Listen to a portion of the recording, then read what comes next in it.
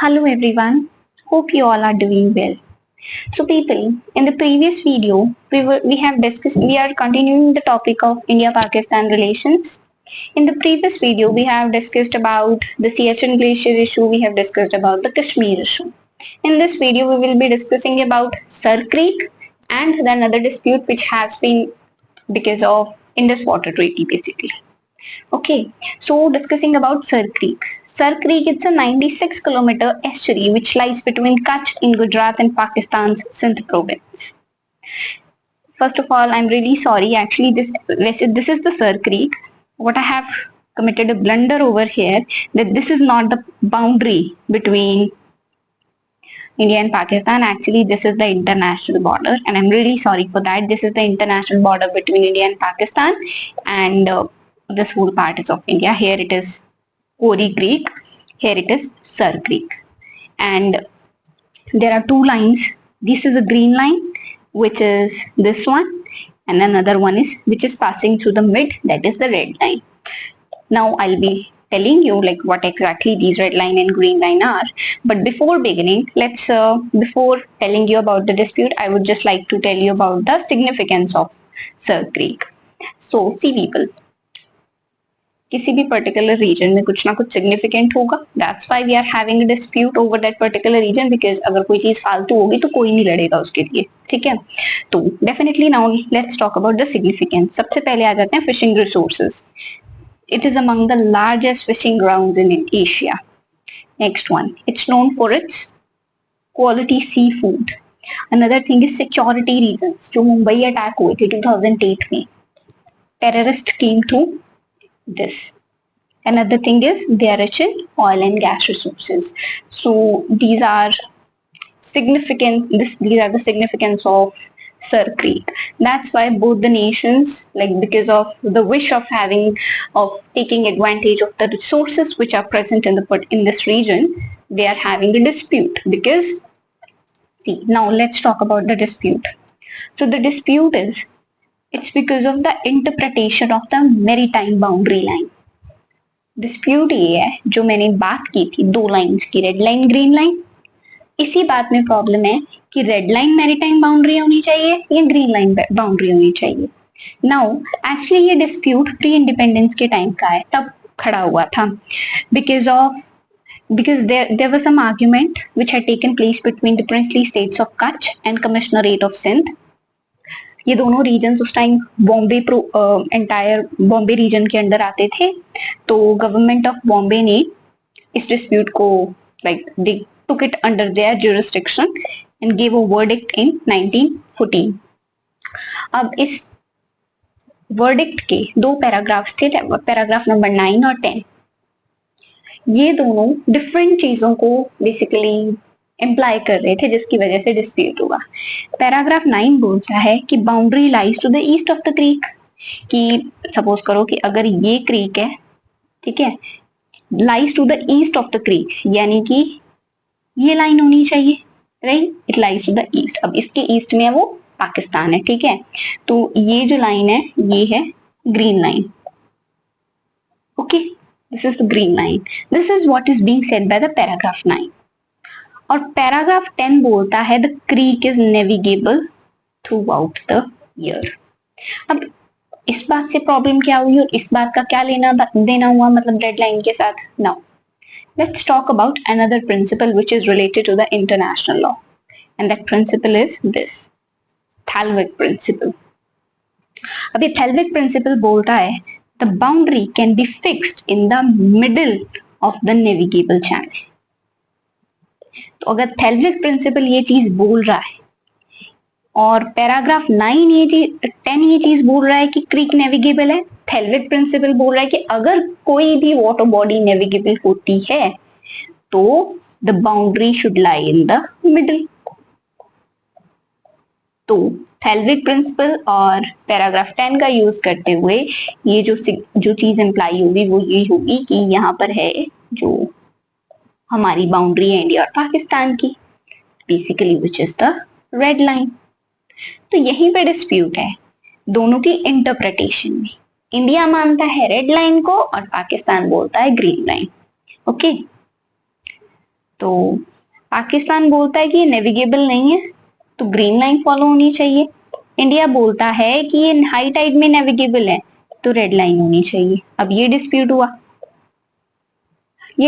हुआ तो 1925 में उस टाइम की बॉम्बे गवर्नमेंट ने इस डिस्प्यूट को रिजॉल्व करने के लिए इंस्टॉल किए मिड चैनल पिलर्स, और मिड चैनल पिलर्स एक्सेप्ट किया गया, that is the red line should be accepted as the maritime boundary line. But नहीं, इंडिया पाकिस्तान का ये डिस्प्यूट चल रहा है, पाकिस्तान बोलता है ग्रीन लाइन है और इंडिया बोलता है रेड लाइन है। ओके, अब बात आ जाती है कि अब ये जो इशू है, अब यहाँ पर फर्दर इंक्रीज होती है टेंशन यूएन क्लॉज की वजह से, United Nation Convention on Laws of the Sea. Okay, इसके बारे में कंप्लीटली मैंने डिस्कस किया हुआ है साउथ चाइना सी वाली वीडियो में। I will put the link in the description and I would request you कि आप एक बार कंप्लीटली इसे देख लो, एंड ताकि आपको यूएन क्लॉज के बारे में समझ आ जाए। ऊपर ऊपर से बताना है तो यूएन क्लॉज ने डिफरेंट मतलब वाटर्स को डिवाइड किया है।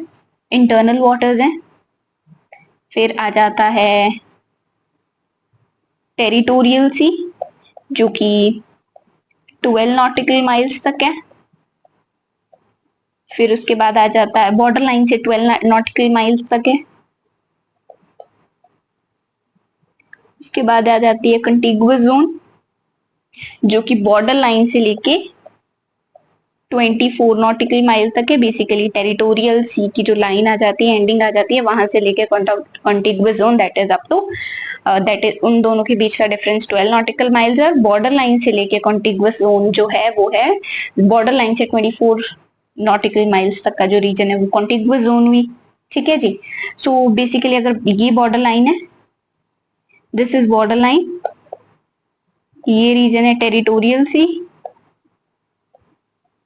और मतलब यहां तक है टेरिटोरियल सी, ये 12 नॉटिकल माइल्स, फिर यहां से यहां तक के जो 12 नॉटिकल माइल्स हैं ये है कॉन्टिगुअस जोन, और यहां से फिर यहां तक का जो रीजन है ये आ जाती है, मतलब ये ओवरऑल रीजन ये यहां से यहां तक है 200 नॉटिकल माइल्स, और ये जो रीजन आ जाता है ये है एक्सक्लूसिव इकोनॉमिक जोन। तो एक पर्टिकुलर कंट्री की राइट्स हैं इस एक्सक्लूसिव इकोनॉमिक जोन तक के रीजन के लिए up to that's 200 nautical miles, यहाँ तक जो है अंडर सी एनर्जी है या न्यूट्रिएंट रिसोर्सेज हैं वो सारे एक कंट्री के राइट्स हो जाते हैं एक्सक्लूसिव इकोनॉमिक जोन में।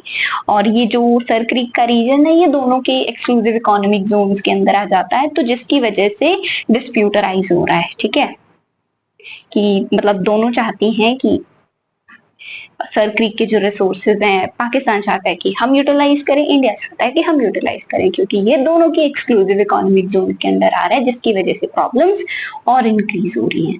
ओके, आई होप आप लोगों को ये प्रॉब्लम समझ आ गई होगी।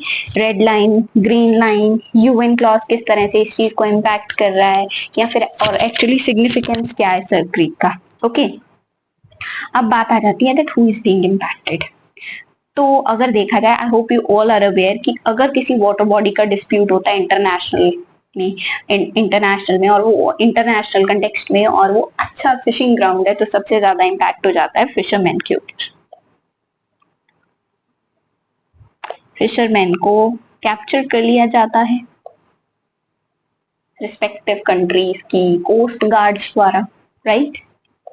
तो फिशरमैन के लिए सबसे बड़ा इशू है। और अनदर इम्पॉर्टेंट चीज जो है वो इस रीजन की है कि देखा जाता है that this region has become a this region has become a safe haven for what? For international drug mafia। उनके लिए ये एक सेफ हेवन बनता जा रहा है ये रीजन। तो बेसिकली ये इम्पैक्ट हो रहा है, ये जो दोनों कंट्रीज के बीच में डिस्प्यूट हो रहा है, तो this has been the impact of this dispute. तो एक्चुअली अब थिंग इज कि अब इसको सॉल्व कैसे किया जा सकता है। पॉसिबल सॉल्यूशंस हैं, out of the box solutions हैं, we can easily write them in the conclusions. कि पहला, जोन ऑफ डिसएंगेजमेंट बना देना चाहिए। so that the area can be jointly administered, और it can be zone of disengagement and jointly administer किया जाना चाहिए. और मैरीटाइम पार्क डिक्लेयर कर सकते हैं हम, jointly administer maritime park declare कर सकते हैं. दोनों कंट्रीज की जो एडमिनिस्ट्रेशन है वो इस रीजन को एडमिनिस्टर करेंगे, जिसकी वजह से और हम ये चीज इंश्योर कर सकते हैं कि जो लाइसेंस्ड फिशरमैन है वो without any fear of being captured वो वहां पर फिशिंग कर सके. So this can be one solution. Another can be, since this region is ecologically sensitive, तो हम यहाँ maritime sensitive zone भी declare कर सकते हैं. So this is all about the SERCIC. तो हमने दोनों countries के बिल्कुल जो options हैं वो चीज भी देख ली है, और entire issue we have discussed. ये हम we can easily write it related to means, and जो प्रीलिम से रिलेटेड अगर रेड लाइन ग्रीन लाइन के बारे में कभी कुछ डिस्कस पूछा जाए, वैसे तो I don't think that this question will be asked, but yes, mains के अंदर if there will be a question related to it, तो we can write it. We also have discussed about the possible solutions related to it. Okay, so next thing comes is Indus Water Treaty. India और पाकिस्तान, इन दोनों के बीच में आज तक जितने भी disputes थे, अगर कोई चीज मतलब कोई सोल्यूशन अगर किसी चीज का निकल पाया है और वो आज तक वो सोल्यूशन फॉलो अप हो रहा है, that is Indus water treaty. Historical चीज है, सो लेट्स सी. लेकिन बीच बीच में प्रॉब्लम्स आ जाती हैं because of other issues which are other issues, confrontations जो होती हैं इंडिया पाकिस्तान के बीच में, तो कभी कभी इसके ऊपर भी इम्पैक्ट तो पड़ता ही है. So we will be talking about it. Recent में भी हुआ कुछ, so will be discussing. Okay, so what is Indus Water Treaty? It's a water distribution treaty between India and Pakistan. It's brokered by World Bank. That's an important point to be remembered even for the prelims. Actually deals with the waters of Indus and its 5 major tributaries. In 6 rivers के से related है ये treaty. Rivers are Indus, Jhelum, Chenab, Beas, Sutlej, Ravi. Okay, तो इन 6 rivers के से related जो water sharing है, will be talking about it. Okay, so this treaty was signed in 19th September 1960 by Field Marshal General Ayub Khan, who was the President of Pakistan, and Pandit Jawaharlal Nehru, who was the Prime Minister of India. तो और कुछ नहीं बताती मैं, पहले सबसे पहले ये बात भी बता दूं कि ये जो ट्रीटी हम इंडिया में साइन की गई, ये प्राइम मिनिस्टर ने साइन की थी. एक्चुअली जो अगर आप लोगों ने पॉलिटी पढ़ी हो तो आप लोगों को ये चीज पता होनी चाहिए कि अगर इंटरनेशनल अग्रीमेंट कोई भी साइन होता है तो चलो जस्ट लेट मी नो कि who should be the one who should be signing these international agreements, and क्या कॉन्स्टिट्यूशन में इस चीज के बारे में मेंशन्ड है? इफ यस, तो कौन से आर्टिकल में मेंशन्ड है? Just let me know in the comment section. Okay, I will be reading those comments और I will be then telling you about it as well. Okay, so just let me know कि ये treaty although prime minister ने sign की है, लेकिन यहाँ पर issue है.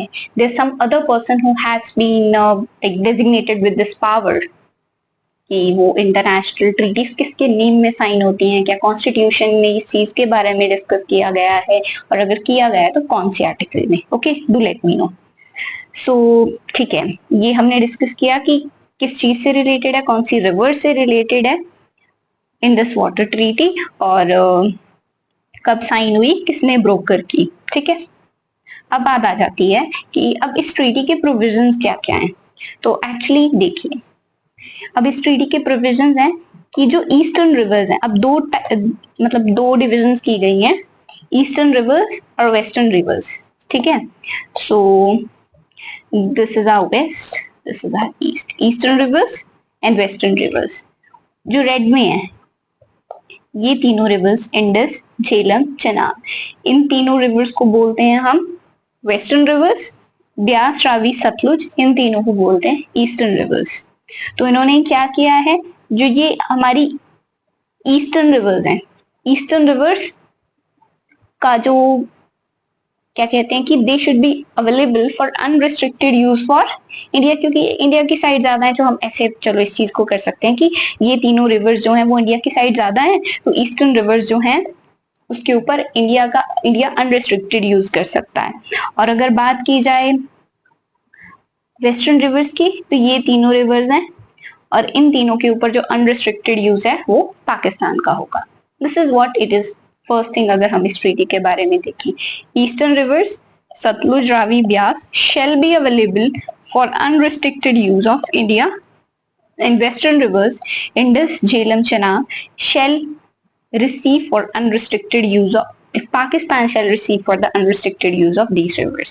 ओके तो इसमें अगर हम देखा जाए कि वो अनरिस्ट्रिक्टेड यूज वेस्टर्न का पाकिस्तान से, इंडिया जो है अपर राइपेरियन स्टेट है, ऐसा नहीं है कि इंडिया बिल्कुल वाटर यूज ही नहीं कर सकती वेस्टर्न रिवर्स का। India can use the waters of these western rivers for domestic use, non consumptive use and agricultural use and also for the generation of hydroelectric power plants. Hydroelectric power plants भी यहाँ पर setup किए जा सकते हैं। Domestic use में अगर देखा जाए तो यार डोमेस्टिक यूज की डेफिनेशन क्या हो सकती है? For the purpose of bathing, washing clothes और actually these all things have been discussed, मतलब ये चीजों की डेफिनेशन दी हुई है एज सच, मतलब एज इट इज की डोमेस्टिक यूज की में इंक्लूड होगा drinking, washing, bathing, recreation, sanitation, stock and poultry और अदर पर्पसेस हो सकते हैं जैसे house hold and municipal purposes से रिलेटेड अगर बात की जाए, चाहे रिक्रिएशनल गार्डन्स क्रिएट करने हैं तो उस चीज से रिलेटेड हो जाए, इंडस्ट्रियल पर्पसेस के लिए including mining, milling and others like purposes के लिए, डोमेस्टिक यूजेस के लिए इंडिया इसका यूज कर सकता है। नॉन कंजम्पटिव यूज हो सकता है, नॉन कंजम्पटिव यूज के लिए अगर इसकी डेफिनेशन में जैसे बात हो जाती है for the navigation, for fishing and for the floating of timber और अदर प्रॉपर्टी, ये सब कुछ नॉन कंजम्पटिव पर्पसेस के लिए लिखा गया। Agriculture use, you can we can use it for agricultural purposes and another thing is generation of hydroelectric power। तो ये जो पावर प्लांट्स यहाँ पे सेटअप हो सकते हैं that is run of the river projects। Basically run of the river projects हैं कि ये हम जैसे डैम्स में अगर बात की जाए तो लाइव स्टोरेज डैम नहीं होंगे, रादर रिवर का फ्लो मतलब रेस्ट्रिक्ट नहीं होना चाहिए। Basically these are the run of the river projects हो सकते हैं। तो अगर इस तरीके से देखा जाए by these provisions we can easily से कि मतलब तो इस चीज से हमें ये चीज बहुत क्लियर हो जाती है कि मेजॉरिटी ऑफ वाटर जो है वो पाकिस्तान यूज कर रहा है एंड द थिंग इज कि 80% of the share of water is to Pakistan and rest of the 20% is for India. That's an important point. Okay, another चीज है यहाँ पर सेटअप होती है Indus water permanent Indus commission. Permanent Indus commission setup होती है जो कि एक बायलिटरल बॉडी है with commissioners from both the countries.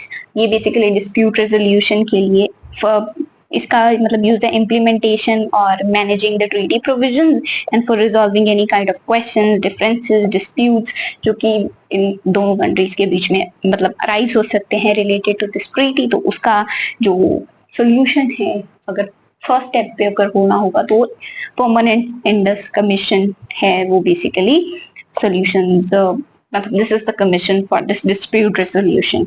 It is also required and it is mentioned in the treaty that it is required to meet at least once a year as per the treaty. Okay, अब dispute resolution को अगर completely देखना है तो पहले step पे आ जाता है परमानेंट इंडस कमीशन और सेकेंड स्टेप आ जाता है अगर बात की जाए तो वर्ल्ड बैंक जो है it is to appoint a neutral expert in case of any technical difference. अगर कोई टेक्निकल डिफरेंस अराइज हो जाता है तो न्यूट्रल एक्सपर्ट जो है वो वर्ल्ड बैंक अपॉइंट करेगा और अगर न्यूट्रल एक्सपर्ट ने जो भी एडवाइस वगैरह दिया या जो भी रेजोल्यूशन दिया और वो कंट्रीज ने एक्सेप्ट नहीं किया, वो like that is not acceptable for the countries, so in that case world bank is going to appoint the chair of court of arbitration. So this is the dispute resolution which is actually mentioned in the treaty. अब आ जाते हैं कि ठीक है treaty is there, पिछले how many years 1960 से treaty sign की गई है। This is one of the most successful water sharing treaty in the world today at present अगर देखा जाए। ठीक है, लेकिन स्टिल दोनों कंट्रीज के बीच में इश्यूज तो आ ही जाते हैं। सबसे पहला अगर देखा जाए तो Pakistan frequent opposition to Indian projects. You must have read about Kishan Ganga hydroelectric project जो झेलम रिवर पर है, रेटल हाइड्रो इलेक्ट्रिक प्रोजेक्ट जो चिनाब रिवर पर है। ठीक है, अब इन दोनों के केसेस में इश्यूज क्रिएट किए गए हैं पाकिस्तान द्वारा। Pakistan is saying that these projects मतलब ये टेक्नोलॉजिकल क्राइटेरिया मीटअप नहीं कर रहे हैं, they are not adhering to the technological criteria. तो दैट्स व्हाई पाकिस्तान ने मतलब पाकिस्तान इज क्रिएटिंग इश्यूज और oppositions with respect to these projects और dispute resolution के लिए this is very recent news कि a delegation has been sent around it was in June this year only that a delegation under neutral expert has been sent has reached India to check for these technical like whether India is meeting these technological criteria or not in the case of these projects or not. Okay, so the first thing is the frequent opposition by India to these projects. Sorry, by Pakistan to these Indian projects. Another thing is strained bilateral relations. देखिए, अगर strained bilateral relations की अगर बात की जाए तो हमारे cross border issues जो हैं, जो क्रॉस बॉर्डर इश्यूज हैं या फिर कोई और जो कन्फ्रंटेशंस होती हैं इंडिया और पाकिस्तान की, उन चीजों का इम्पैक्ट भी इस ट्रीटी पे आता है। एक बार तो हम कह सकते हैं मतलब एक एग्जांपल तो ये है कि जब उरी अटैक हुआ 2016 में, our honorable prime minister Shri Narendra Modi ji has said this thing that blood and water cannot flow simultaneously. This is the thing which clearly shows the Prime Minister Narendra Modi ji is talking about the waters of the Indus and its tributaries only. Okay, so इस तरीके से हम show कर सकते हैं कि जो bilateral issues हैं, बाकी जो बायलेटरल इश्यूज हैं उन चीजों की वजह से there has been this issue between India and Pakistan. तो ये जो ट्रीटी के ऊपर है ये इसके ऊपर भी इम्पैक्ट होता है। ओके, अनदर थिंग इज कि रेगुलर डाटा शेयरिंग भी नहीं होती, जो कि it has already been planned in the treaty, it has been written in the treaty, but there is no regular data sharing between the countries. So these are the basically issues which are related to it. तो another question आता है, जैसे यहाँ पर लिखा गया है कि blood and water can not flow simultaneously, but if we talk about कि अगर इंडिया ने इस ट्रीटी से बैक ऑफ करना हो तो can India do it unilaterally? Okay, so this is the next question. Provision related to walking out of the treaty, इसमें लिखा गया है कि मतलब ये बहुत ही क्लियर है कि India can not walk out of it unilaterally, क्योंकि आर्टिकल 12 है जो इस treaty का, it says the provision of this treaty or the provision of this treaty as modified under the provisions of paragraph 3 shall continue in force until terminated by duly ratified treaty concluded for that purpose between the two governments. जब तक दोनों governments ratify नहीं करेंगी तब तक इस treaty से walkout नहीं किया जा सकता। ठीक है, अब बात आ जाती है कि ठीक है, should India do it? Should India like violate in this water treaty because of the cross border attack? Right, cross border attacks हैं, ठीक है, मान लिया, लेकिन is it feasible for India to walk out of this treaty unilaterally? See now let's discuss about it. देखिए, Indus water treaty थी, वो क्यों सेटअप की गई थी? ताकि हॉस्टिलिटीज रिड्यूस किए जाएं। To I am really sorry but this is how I am able to right, reduce hostilities between the two countries. ठीक है, in order to reduce the hostilities between India and Pakistan, is treaty को like they both have signed this treaty. ठीक है, और India ने actually क्या किया है कि इंडिया ने हमेशा वाटर रिलेटेड चीज को और सिक्योरिटी रिलेटेड इश्यूज को दोनों को हमेशा अलग अलग, हमेशा से India has separately dealt with these two issues. और बात यार ये भी देखी जाए कि अगर हम 80% जो वाटर है, अगर हमने बात की कि 80% वाटर है वो पाकिस्तान में जाता है इन रिवर्स का, ठीक है।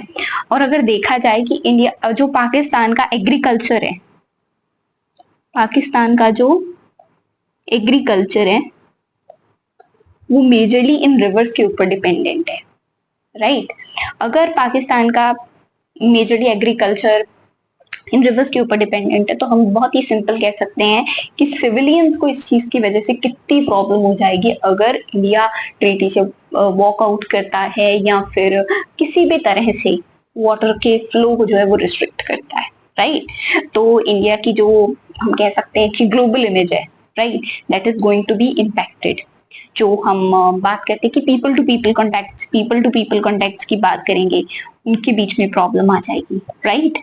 तो हम ये चीज का लिख सकते हैं। अगर चीज another thing we can talk about here is कि Pakistan and China, they are very good friends. और अगर हमने इंडस वाटर और इन द रिवर्स के वाटर को किसी भी तरह से रिस्ट्रिक्ट करना चाहा, व्हाट अबाउट ब्रह्मपुत्र?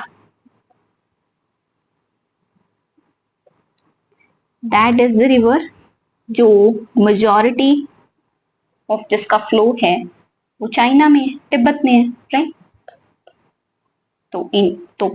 तो चाइना यहाँ पर हमारे लिए प्रॉब्लम क्रिएट कर सकता है, right, because of the because Pakistan is an ally of China, right. Another thing is कि अगर हमने ये सब किया तो it is going to basically एक न्यू डायमेंशन अराइज हो जाएगा to the issue of India and Pakistan, to the Kashmir issue, right? A new dimension will rise because of this to the Kashmir issue. ये एक problem हो जाती है, right. और another चीज देखी जाए, we are aspiring for permanent membership in UNSC. हम परमानेंट मेंबरशिप मांग रहे हैं यूएनएससी पे। we we can never move out of this, we can never violate this bilateral treaty, क्योंकि इंटरनेशनल इमेज कितनी इम्पैक्ट होगी इस चीज की वजह से, राइट। ऊपर से अगर बात एक और अगर देखा जाए तो अगर इंडिया पाकिस्तान के बीच में इंडस वाटर ट्रीटी को लेकर कोई इशू आता है तो इंडिया बांग्लादेश हमारे बीच में तो बहुत मे बी साइन किए गए हैं agreement related to water treaty sign किए जाते हैं, तो बांग्ला तो हाई चांसेस हैं कि बांग्लादेश का जो विश्वास है हमारे ऊपर वो भी उठेगा, राइट। हमारी बेसिकली सॉफ्ट पावर के ऊपर क्वेश्चंस आएंगे, राइट।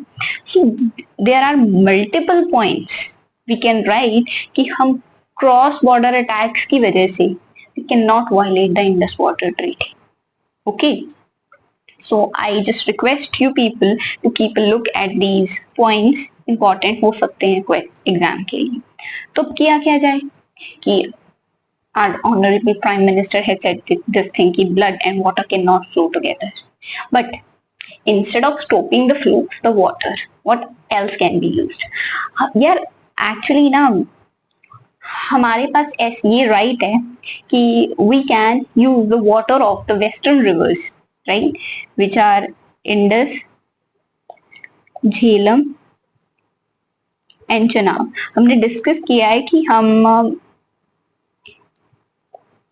बड़े पर्पसेस के लिए इनका यूज कर सकते हैं, domestic use, hydro power projects या फिर नॉन कंजम्पटिव पर्पसेस के लिए हम इन रिवर्स का यूज कर सकते हैं।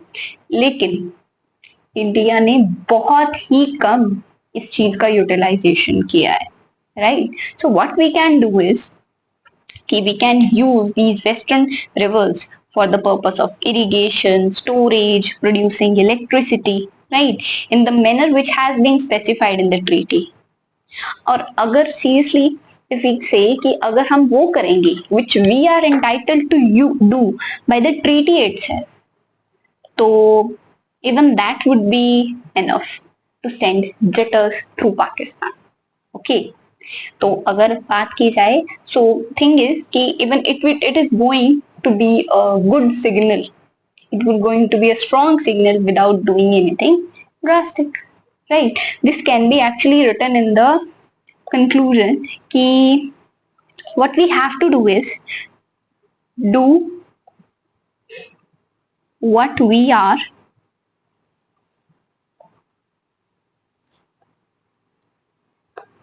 entitled to do by the treaty.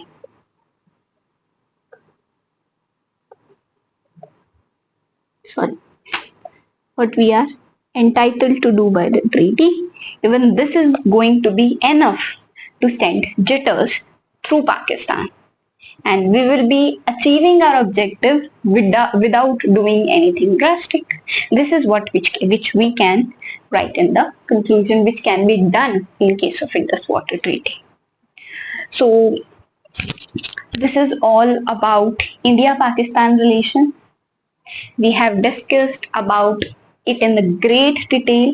It was the third class, so almost I say in 1.5 hour, right?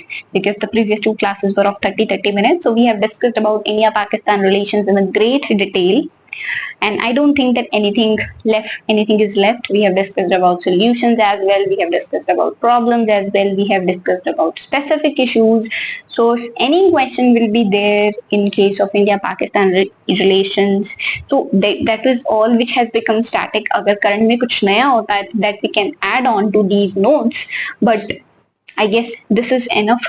I guess this much is enough when it comes to the portion which has become static between India and Pakistan relations. So this was all about it. From the next class, we will be talking about India-Bangladesh relations because that's there in the news a lot. Okay, so we will be talking about it. We'll be talking about it now. Static issues as well as the recent current affairs issues as well. Okay, so we'll see you in the next class. And in case of any questions, just write me in the comment section below. I'll be happy to take your doubts. Thank you very much. Bye bye. Take care. Stay safe. Stay happy.